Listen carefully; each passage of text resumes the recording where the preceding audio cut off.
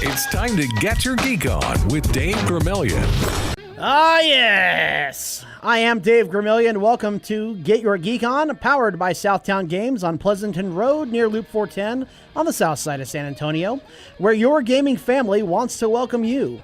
Here we will talk Star Wars, Star Trek, DC, Marvel, video gaming, really all things geek that have dominated this little world of ours. You see, geek is not what it was 20 or 30 years ago. Geek is in. Geek is very in.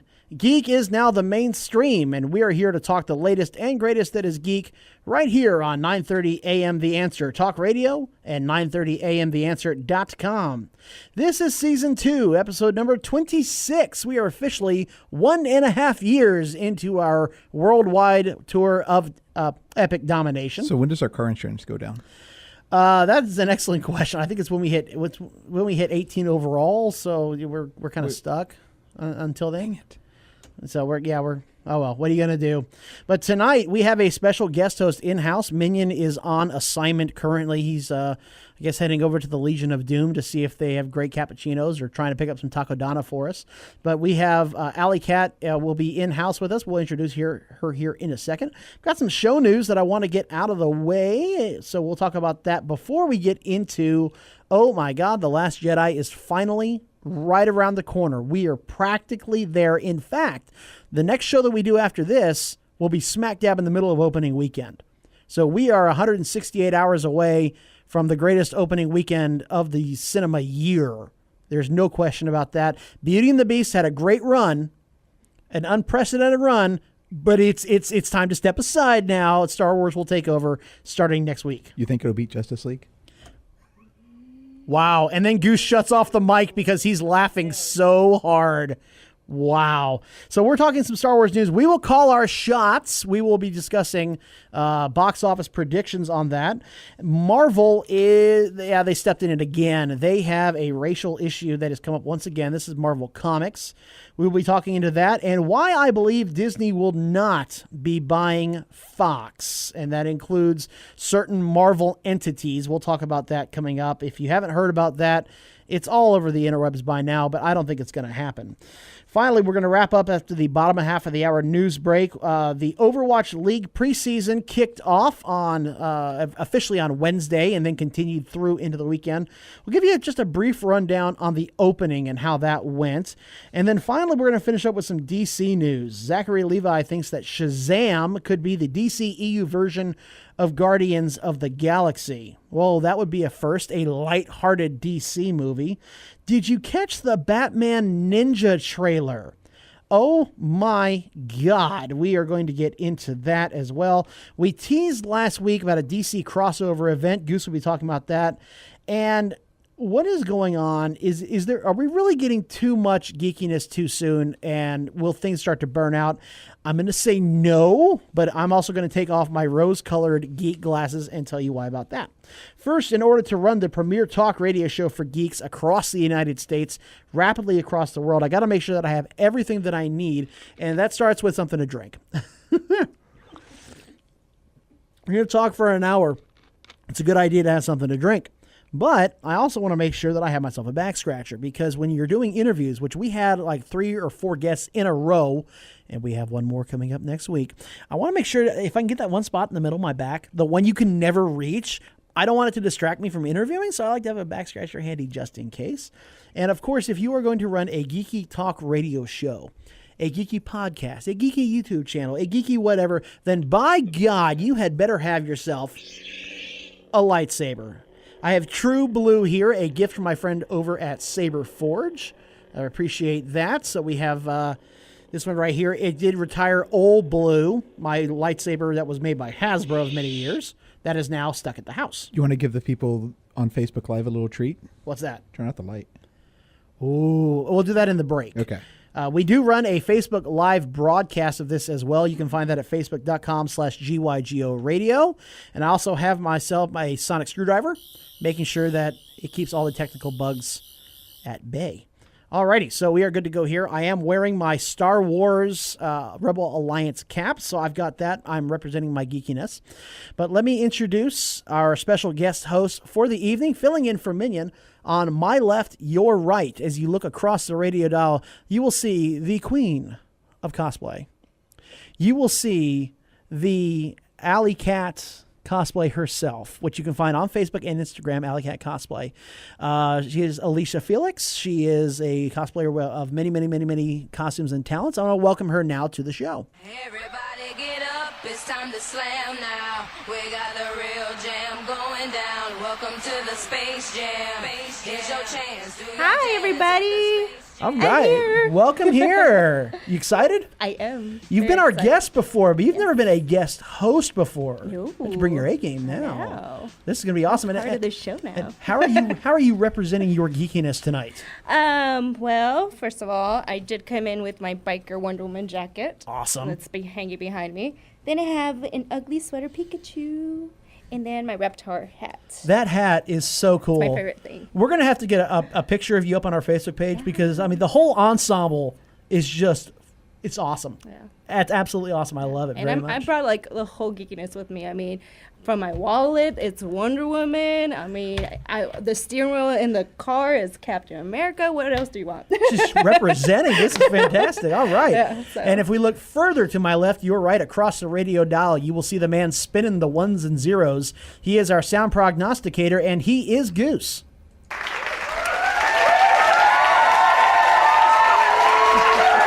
Yes, our studio audience does love it because he pushes the button that makes them clap, so that's always He good. pushes buttons. I push buttons all day long, and on Thursday nights, quite a few more. So you're like George Jetson then. That was his job. He was pushing buttons for Spacey Oh, Sprockets. do we really want me to start pushing buttons? Well, I'm sure you will over the course of the evening.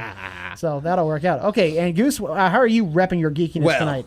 Because we're talking a lot of DC stuff, I decided to wear one of my favorite shirts, and it's Superman. Outstanding. And we do want to tell everyone listening right now, we are on at a different time. We are usually on at We're on 11 an o'clock. additional time. At an additional time. So don't freak out. This is a temporary thing. It's high school playoffs, just kind of messing with things. So, but we do hope that you continue to listen. For all of our new listeners picking us up at this time, thank you so much. We can typically be heard Saturday nights at 11 p.m. Central Time right here on 9:30 a.m. The Answer. Now, in addition to having AllyCat here with us, we also are at Nerdtacular. For the first time, we have our own booth. We've never done this before. We set something up down there at the Wonderland Mall of the Americas, and here's what we're also doing. You can come by and see us tomorrow as well, on Sunday. We have a backdrop set up, and we have a number of props out there, and if your child wants to come by and take a picture with a lightsaber, with a Captain America shield, with Thor's hammer, with something like that, we have that. You can come down. They can hold the hammer. They can swing the lightsaber around. We'll be glad to take pictures and put them up on our Facebook page for you to share all across social media. And if you want to take a picture and share it on your own, that's perfectly fine. We just ask that you tag Get Your Geek On. Yeah, that way everything stays nice and organized and everything together. So that is Nerdtacular down there at the Wonderland Mall of the Americas. Now, next week, so 168 hours from now, we will be smack dab in the middle of Star Wars opening weekend. And our guest next week calling in will be James Arnold Taylor, the man who performs over 200 voices in his stand-up routine, talking to myself, 125 in the finale. This guy is a fantastic voice actor. He does many voices, including the voice of Obi-Wan Kenobi in both Star Wars Rebels and Star Wars The Clone Wars. He will be calling in to talk, I imagine, some Star Wars with us next week. Also coming up, we're going to be doing a couple of movie reviews. We've been invited to go out and see Jumanji at an early screening, so we'll catch that and do a spoiler-free review right afterwards. And we're also going to see the Matt Damon movie Downsizing. That's with Kristen Wiig also. We'll be seeing that and give a spoiler-free review. We did the same thing for Blade Runner 2049. We will not do any spoilers, I promise. In fact, we did that one twice. We did that one twice. You did one by yourself. That's true. And then Minion and I did one. That's absolutely correct. Because y'all had to go see it. It was a good film. And of course, we did a spoiler-filled review of SeaWorld Christmas Celebration last week. That's also true. And that y'all had a lot of fun at SeaWorld. We did. We had a good time there. It was great. All the lights. You can catch our interview with a representative from SeaWorld, as well as a little mini show that that Minion and I did. And a whole bunch of pictures. We did. Oh, gosh, a whole lot of pictures. So if you're in the San Antonio area, I strongly recommend it. I've always loved the SeaWorld Christmas celebration. 8 million lights. I This used to year, work there, so 60% more than last year. 40% more. Awesome. Because they had 5 mil. I know, they have 8 now. Yeah. Just 3 million more. Right, so that would be less 60. than half. I think like No. every year they're just adding and adding more to it. I think so too. This is they do say this is the largest light display in the state. And My gosh. And it's a lot of fun. It's really a lot of fun. Probably don't want to go out. Well, actually, the weather is cleared up. The weather on Thursday was just terrible. Oh, gosh, yes, it but was. the weather now this weekend is cleared up, so it's actually good weather to go out there and check it out. All right, so with that being said, we've gotten the news out of the way here. We can move on to all the good stuff, and we're just gonna start right off with the very best out there. We're talking Star Wars. I'm looking forward to completing your training. In time, you will call me Master.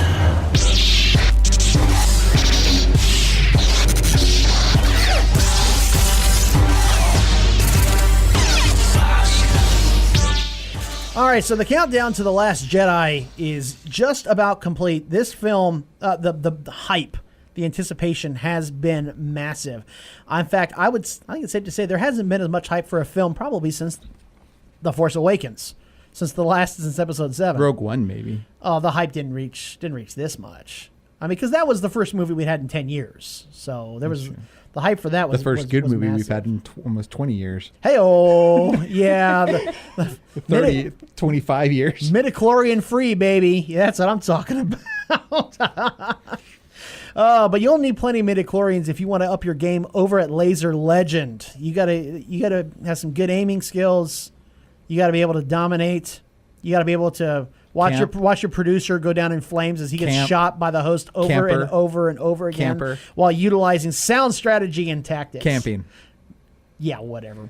They also have a 4,000 square foot video arcade indoor mini golf. So when the next cold front blows through, if you still want to have fun, you want to go golfing, you want to get some good food, you can certainly find that over at Laser Legend. They even have a nice little dance type game. Yeah, I like that one. That's pretty cool. The lasers. There's plenty of space, good party rooms out there. Star Wars Battle Pod, which we own on the co-op. Thank you very much. Star Trek Pinball, Walking Dead, a lot of great games out there. That's Laser Legend on the north side of San Antonio, 1604 and Lookout Road, not too far from Rolling Oaks Mall, not too far from I-35. Okay, so there are a lot of questions that need to be answered by this film. And it's questions that, quite frankly, I'm really sick of seeing on social media. There's so many theories. And, of course, all the websites, they want your clicks. So, of course, their theory is the best. And they're almost all usually wrong. But these are the questions that we need to know. First of all, who is Rey?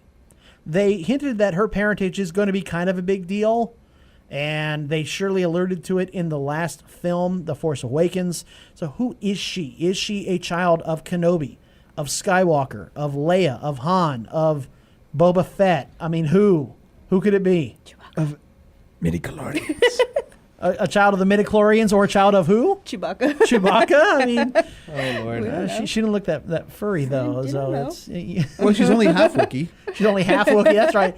That's right. She got the other half. Okay, I see how that works now. I mean, there's so many theories out there right now, and all of them do have their own merits about who she could possibly be. But one thing's for sure, she was so strong in the Force in the first one, she's been called a Mary Sue, which a Mary Sue is, I'm just the best, just because, just deal with it, and I just rock. Didn't Buddy Holly have a song? I think something about that. Mary Sue. Mary Sue.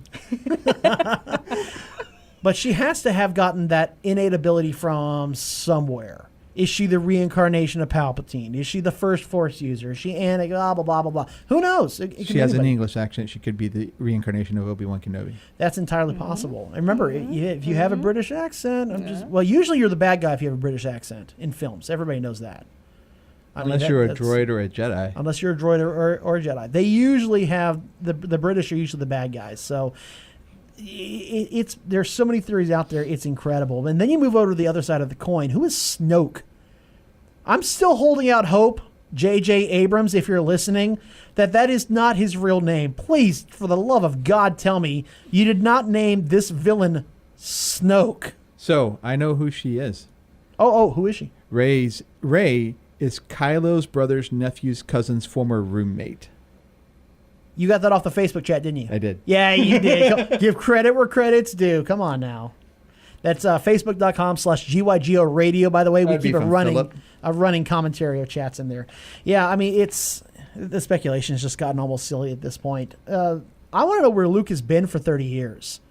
I want to know what he's been up to. Who has he trained? Who did he try to train? When did he start training? What in God's name has been going on with Luke? There are other world-building questions, like who's the Resistance?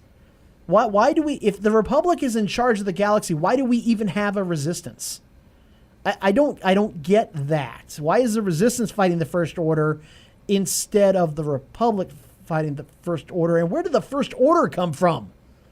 Apparently they got enough funding to make a planet-sized Death Star. By the way, Where'd that come from? they're at least Order 67. They've got at least. Well, maybe this is Order 1. Yeah, but it came after Order 66.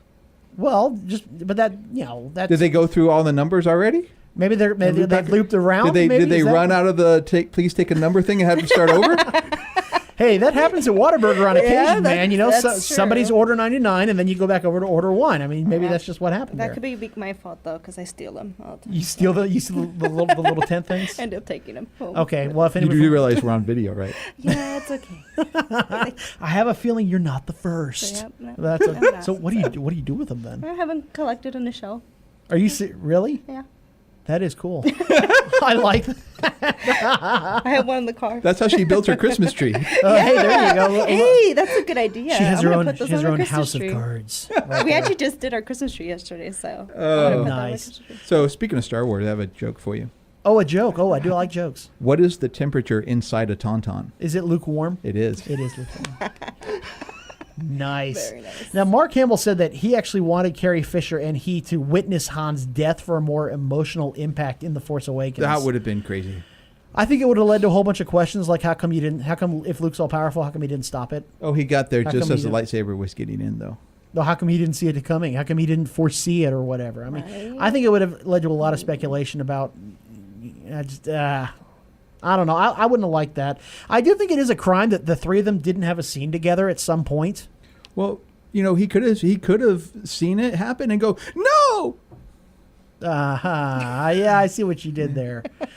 Talk about a New Hope ripoff there. Well, it's already ripping off A New Hope about as much as they can. So just keep pouring it on. Now, here's the big thing. Mashable wrote one of their authors wrote an article saying that this could be the best reviewed Star Wars movie of all time, surpassing A New Hope, which is a really great movie, surpassing Empire Strikes Back, which is universally called the best Star Wars movie out there, If not the best sequel of all time. if not the best sequel of all time, right there with Dark Knight. Right there Knight was Superman 2. Yeah. Right there was Star Trek 2. Okay, thank you very much. I could go with that. Now, Empire Strikes Back has a 94% rating on Rotten Tomatoes. Now, at the time when it came out, it got some mixed reviews. It was too dark. They didn't like the cliffhanger ending, which Joss Whedon agrees with. But it still has a 94% on Rotten Tomatoes. Mashable can see this getting a 97% rating on Rotten Tomatoes. That would be, that's Disney's pipe dream right there. Wait, are we sure this isn't a Marvel movie? That's what I'm kind of starting to wonder. It is a Disney-owned property, That's very so I'm just saying. But 97% would be almost unheard of, especially for Star Wars. That's very true. No, a DC movie ever getting in the 90s would be unheard of. A DC movie getting in the 70s would be unheard of. I mean, come on now. Superman 2. Well, okay. I mean DCEU, a recent DC film. Didn't Wonder Woman get? Well, okay. All right, Wonder Woman. that's one. A Zack Snyder Still, DC it's still movie. one. That's one. It's one the better than none. I knew we brought you in for a reason. I knew Very that was right. She's Fact checker. keeping us on track She's here. Dave's That's fact right. checker. That's what it is. Now, the media in Tokyo saw the first 13 minutes of the film. They had a premiere event similar to what they did in Mexico City, and the IGN chief editor for Japan called the opening scene, quote, a real rush. The film kicks into bombastic action fast, and there is some humor in there too. So there's your official take on the first 13 minutes of The Last Jedi. Man, the hype is building. I was actually thinking that this film was going to be maybe not as beloved as The Force Awakens is, because the hype just didn't feel like it was there. Force Awakens was the first Star Wars movie we had in 10 years. We get to see old Mark Hamill. The big three were back. Mm-hmm. There are no midichlorians, no Jar Jar Binks, no quotes. Unless you count that skeleton on. No quotes Jakku. about sand, even though there's a lot of sand in there. Nothing like that. But I was wondering about how the hype would be for this one, and I think the hype is actually starting to build quite a bit toward the final week before the movie comes out. Mm-hmm. AllyCat, even you got to be excited about this movie. I am. What are you most excited for? I guess I'm just more excited just that the story's continuing. That's mainly, and with Luke being in there and helping her train and all that. That's what I'm more excited for. The training montage. Yeah, There's going to be an epic 80s training montage in there somewhere. So that's what I'm more excited for. And the porgs. Yeah. You got to love the porgs. I do like them. I have a feeling they'd be pretty good as fajita meat. I just got that feeling. I don't know where from. Or tamales. Hey, that'd be pretty good. I think Whataburger's missing out here. Yeah. I mean, if they want their tents back, maybe they could offer us a little, pork sandwich or something. Pulled pork sandwiches. And to get your pork sandwiches 2 for $1 on Tuesdays, make sure you go to Taco Donna. There, absolutely. There you go. So let's call our shot here. Let's do box office predictions for the opening weekend, keeping in mind that The Force Awakens hit $248 million on its opening weekend domestically. Whoa. Not worldwide. 248 domestically. I'm going to call my shot here. I'm going to say that The Last Jedi will do $220 million. Opening weekend. Opening weekend, domestic to the United States. I'm sorry. I know we actually have a pretty good UK following, good Ireland following. And some in Australia. But let's face it, it's domestic to the USA because that's where we are. I'm calling 220. I could see 225, but I'm sticking to 220. That's my shot. And I'll go one further. I'm calling 1.65 billion overall. Okay. I don't think it'll hit 2 billion like The Force Awakens did. I think the repeat viewing is going to drop off on this one. So, 220 million domestically. AllyCat Cosplay, hit me with your domestic prediction. I'm going to go 200. Ooh, that low. 200. Yeah. Wow. I think I'm going to go with 200. All right. Okay. All right. So a solid 200 out of AllyCat. Let's go, Goose. Yes. Hit me with your USA domestic opening weekend prediction. $240 million. Oh, you're going on the high side there. Mm-hmm. You think it's going to come close to The Force Awakens? I do.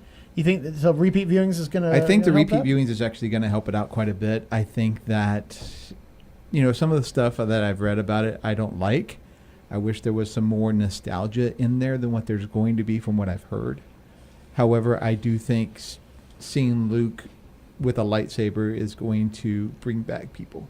That's probably true. And I think I'm going for the low, just because honestly, I haven't heard of it too much. I haven't heard, too much talking about it. People are really, spreading the word about it, or being proud about it. I just haven't heard too much of people. That's true. Conversation. When The Force Awakens came out, I remember those trailer reaction videos, and people were crying when they saw Han Solo, Chewie, we're home.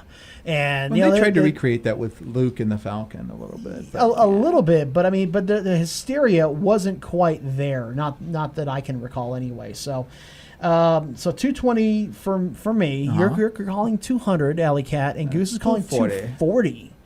Which, by the way, at $240 million would be about 2.5 times what Justice League made opening weekend. Shut your face. I'm just saying. Just shut your face. I'm just saying.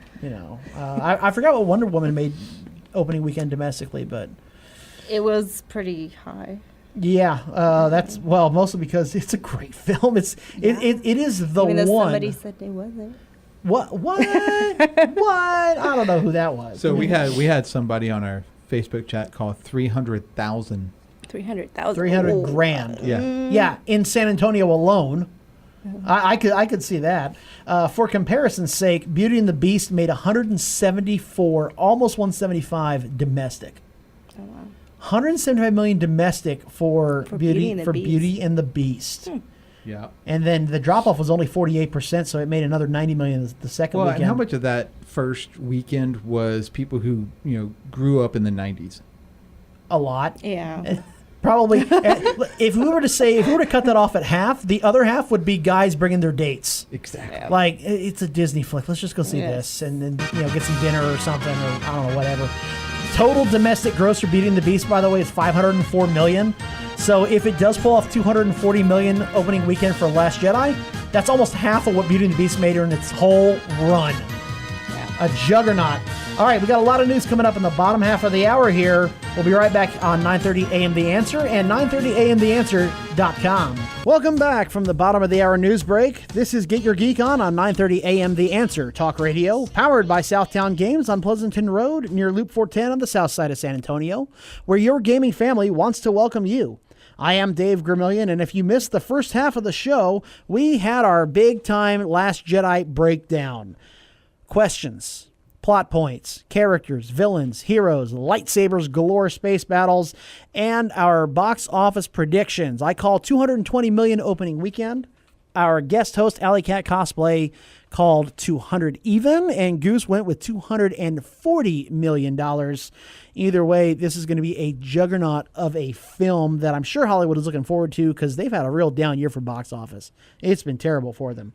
Alrighty, if you missed that, you can check it on our archive, which is at 930amtheanswer.com. You can find it there under local podcasts. You can also listen to it on Stitcher, iTunes, and SoundCloud as well. Just look for Get Your Geek On with David Gramillion. Alrighty, so with that being said, we're going to kick right into this, and we're going to start talking about some Marvel news.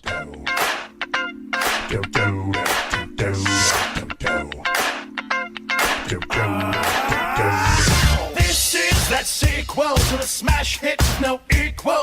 This one's for the true fans with Hulk hands and action figures flying, dying. I love that song. That's awesome. I also love heading down to Southtown Games. We talked about them briefly earlier, but every time we go in there, we're always impressed. Tremendously good staff. Tournaments going on all the time. And the thing is with their staff is that they will take the time to help you learn a new game, or they'll help you take your game to the next level. All too often, we go into stores, and what do we get? We get staff and employees who tell us, oh, you want to learn this game? Well, let's read the back of the box together because I don't know a thing about it. You're not getting that at Southtown Games. I just had a thought. Oh, you did? We talk about playing Dragon Ball Z. We do. We should play it on Sunday. Yes, we should. We didn't do it today. We should do it tomorrow. I like that idea. That's a pretty good idea. And we got our Dragon Ball Z decks from Southtown Games. Right. I got my booster packs from Southtown Games. See, I don't have a booster pack. Pretty much all the games I've gotten like in the past 6 months has all been competitive games, yeah. Have been all from Southtown Games. I love going down there. So many accessories, card boxes, mats. I can't even begin to just go into whether you're a Warhammer 40K player, Pokemon player, Magic the Gathering, or you want to learn a new game. You can do that all down at Southtown Games.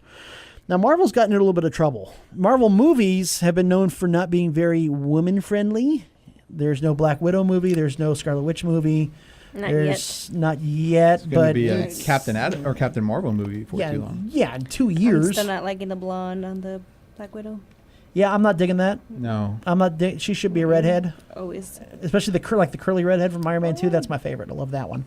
But Marvel Comics has now gotten into trouble with their new editor-in-chief. CB. I'm going to butcher the last name. I apologize in advance. Cebulski has confirmed that he actually wrote a number of comics under the Japanese-sounding pseudonym Akira Yoshida for over a year in the early 2000s. So, like 15 years ago. Yeah. He wrote under an Asian pseudonym, and by the way, he is not even Asian. I've seen a picture of the guy. He's nowhere near close to Asian. He's not even remotely Asian. And he released a statement saying that he was young and naive at the time, and that the issue is all old news that had been dealt with. Well, yeah, Marvel fans are not happy. Not even a little bit. Certain aspects of Marvel fandom are not happy. Well, that's true. And in fact, the Huffington Post spoke with 2 Asian comic book writers, and neither one of them were happy. Joshua Luna says that it's equal parts shocking, disappointing, and discouraging. This Akira Yoshida story sends yet another message of Asian culture being desired, but not actual Asian people. End quote. Ouch. Yeah. Trung Lee Win said he called the act of adjusting a name for profit, or just assuming an aesthetic, rather than for survival, he called it troubling, and that Marvel haven't learned their lesson. Well, if he did that and changed it back after a year and told the people involved at the time, and maybe if he gave back the money, we don't know exactly what happened after that year. That's just it. We don't know.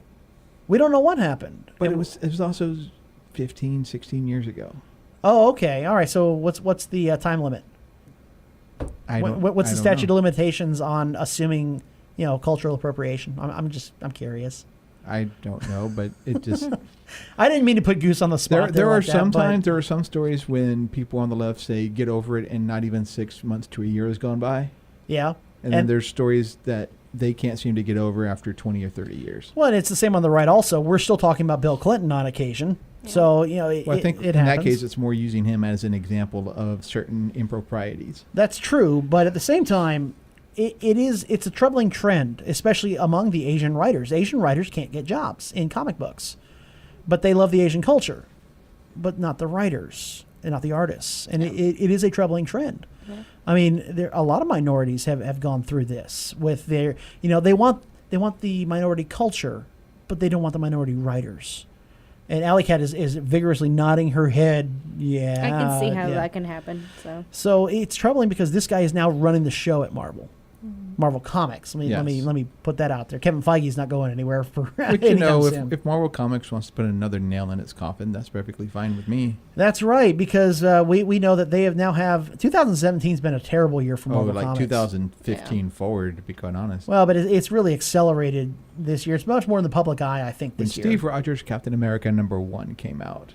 That was the beginning of the end. That was the beginning of the downfall. Now, speaking of Marvel, now Disney owns Marvel. They own the comics. They own the movie studio. They own the whole bit. They also own Lucasfilm. They bought that in 2012 for the bargain price of $2 billion in cash and $2 billion in stocks, which, by the way, Lucas still owns. However, we said before, we'll say it again, when that was the case, we thought that they overpaid. Yeah, that's true.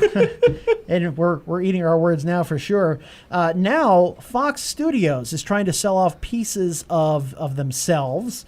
And who would buy it? Who has the cash? Who has the revenue? It's Disney. Disney's looking into this, and I'm going to tell you why it's not going to happen. There are several reasons involved, and everyone's flipping out because everyone's thinking, oh my God, now we can finally have a good, Fantastic Four movie. That'd be fun. Hopefully. Scrooge McDuck could hire a Deadpool. Wow. Wow. Why has my money been filled with chimichangas? What is... So here's the thing. Disney, in 2016, Disney had a whopping 26% of the domestic box office. For every $4 that was spent at the box office, one of it went to Disney for the entire year. Fox had another 13%. There is no way that the U.S. courts, under antitrust provisions, would allow one company to own an estimated 40% of the box office. But then we could see a Gizmo Duck Wolverine team up. No. Some more comedy Marvel movies? No. And let me beat you to the punch here, okay? I do not want to see, although it would be a lot of fun, I'm not going to lie, but we're not going to see a Gargoyles mashup with Guardians of the Galaxy. Actually, we could already see that, technically. Well, shut up. We're not, no. We're just, no. It's not However, a Gargoyles with the X-Men would be fun. Oh, that would be interesting. But the courts aren't going to allow that to happen. That's 40% of one industry. There's no. It's not going to happen. And we've seen what Disney did with threats to theaters about showing The Last Jedi. They're saying, hey, we're only going to show it for a couple of weeks. And Disney said, oh, no, you're not. Or we'll just pull the movie entirely and you don't get any of the cut. So imagine what they would do now with an absolute stranglehold on the movie industry. When Paramount is suffering, when Sony is suffering, New Line Cinema's not doing well, there's Put no out way. quality films and you won't have this problem. Well, wouldn't that be nice? I will say Star Trek Beyond, that movie was great and it did not get the box office that it should have. Now, less competition in the industry also means that Disney can drive down compensation to actors, artists, writers, animators, grips, assistants, fashion designers, the Best whole 9 boys. yards. The whole Don't 9 forget yards. the best boys. Yeah, absolutely. You can't forget them at all, can you? So they can drive down the compensation because where else are they going to go? Oh, sure, you can come work for Disney, or you can go work for New Line Cinema. Have fun over there. And they're the one movie they crank out every couple of years. Or you can come to Disney where they're cranking out 14 movies a year now. I mean, it's a no-brainer. Now, Disney would own the X-Men characters, the Fantastic Four franchise. They would also own franchises like Avatar, Alien, The X-Files, and The Simpsons. Don't they already license Avatar though? I don't believe so. Because aren't they doing like an Avatar at the Oh, thing at well, the park? they have Pandora? that portion of it, but Yeah. they would own the entire franchise in its entirety. Think about that for a minute. They fired James Cameron. Think about these franchises. Why? He are you kidding? With the money he brings in, It's a great special effects, but that's a horrible movie. who cares? If you're Disney, do you care? You want the revenue. Oh, you bring on James Cameron like crazy. You give him you double his budget. No problem. The sad part is So, you may actually see a T-800 at that point. Now, I don't think it's going to happen. However, it's not stopping the endless speculation about movie ideas, like a Wolverine Deadpool mashup, a good Fantastic Four films. Even Chris Evans, Captain America himself, get in on this. He wants to know, who do I talk to about a Captain America Human Torch buddy comedy spinoff? Quote, I'm thinking Planes, Trains, and Automobiles meets Parent Trap.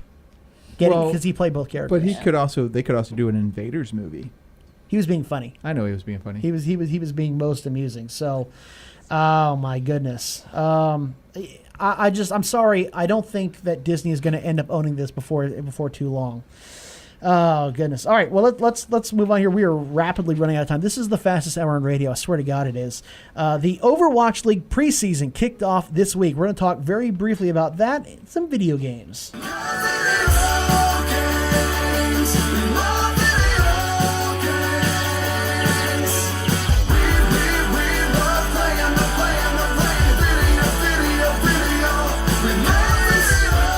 All right, so we've been talking about Overwatch League for quite a while now. We've had the owner of the Dallas Fuel and the chief operations officer for the Houston Outlaws call into the show to be our guests.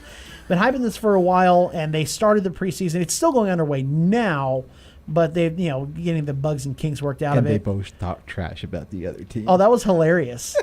The owner of the Dallas Fuel, get this. He said, well, what we're bringing to the Overwatch League, we're bringing several trophies with us. The Houston Outlaws are bringing an empty cardboard box. Ooh. Wow. That Shows you right Grown. there. Now, the Houston Outlaws actually tweeted out about all their followers and everything, and how they own the state because everyone watches them. And the Dallas Fuel tweeted back, "Yeah, that didn't win you any titles." listen, Twitter followers don't do that. So, no love lost between those two. And they played actually on the 7th. They played on Thursday, and. No spoilers. Yeah, no spoilers. You have to go look that one up. But the San Francisco Shock took over. They played 2 games on Wednesday. The Philadelphia Fusion had to back out because they couldn't get all their players in country just yet. In the United States, or Yeah, visas and Yeah. passports and all that have got to be worked out. Yep, so yep. they couldn't play. So the San Francisco Shock took over. Baby Buddy had a great set of games going on, and they split. The Los Angeles Valiant won the second match that they were hosting, and San Francisco won against the Florida Mayhem really easily, too. It made it really easy. I'm excited about the Overwatch League. Esports itself is becoming a huge thing, and I think this league is just going to take off. now, have you heard what the minimum salary is for the Overwatch League, AllyCat? I've heard numbers. but, $50,000. Oh yeah. Yeah, it was high. I was like, damn. Minimum. 50 Yeah. grand minimum, Yeah. and some of them are much higher. That's how it was with like League of Legends too. So I play League all the time. So I was You play like, yeah. Overwatch? Oh, I played it, but I didn't get into it. So how do you feel about city-based teams? Instead of just CLG, now it's the Los Angeles Valiant or whatever. I don't know.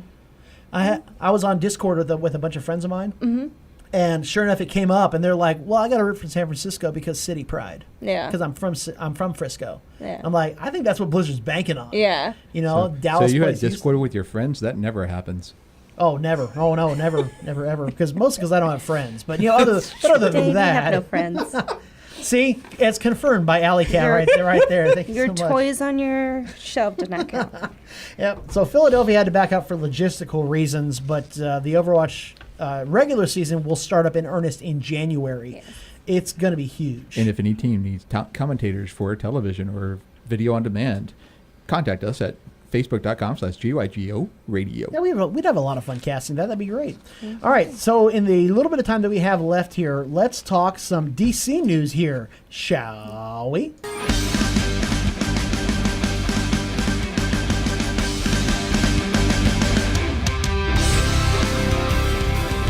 All right, so DC EU movies in general have not exactly been known for their comedy, their light moments, and making audiences laugh. They're dark, gritty, depressing, all that kind of fun stuff.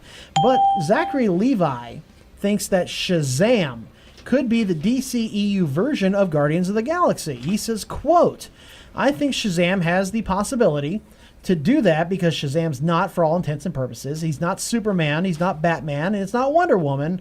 It's not what most of the people would expect. And I got to admit, for Shazam being probably one of the oldest, if not the oldest, DC character out there, not a lot's known about him in today's modern world. He was huge in the 30s, 40s, and 50s. But not so much nowadays. Now it's all about Wonder Woman, Batman, and Superman. He's one of the ones that had his own live-action show in the 70s. Yes, he did. For like that much. And he was featured, pretty well in the first Injustice game. Yes, he was. Until Superman, decided to melt him. Ooh. But that was a burn. Yeah, that was a sick burn.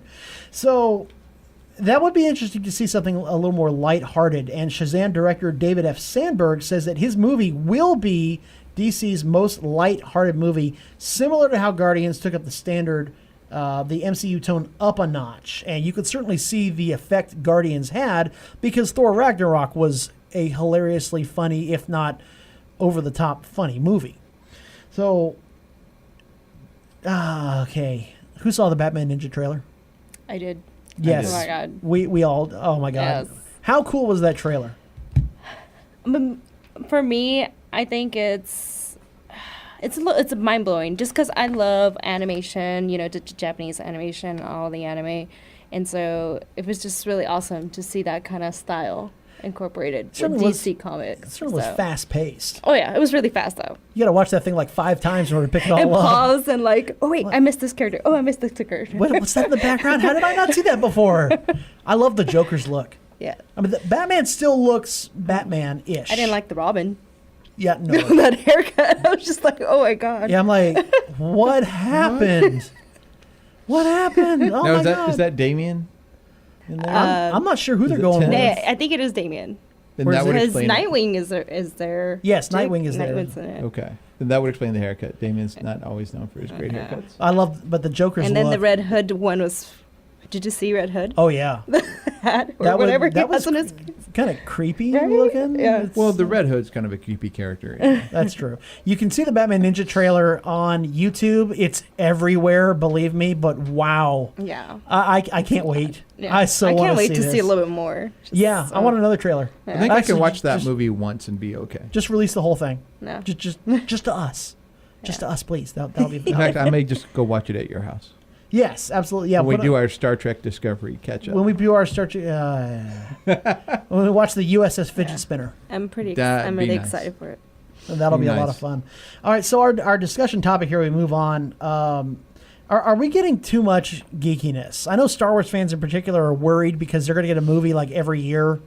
And Christopher Nolan, speaking at the BAFTA, a Life in Pictures event in London, he claimed that he was afforded the luxury of time on a studio movie.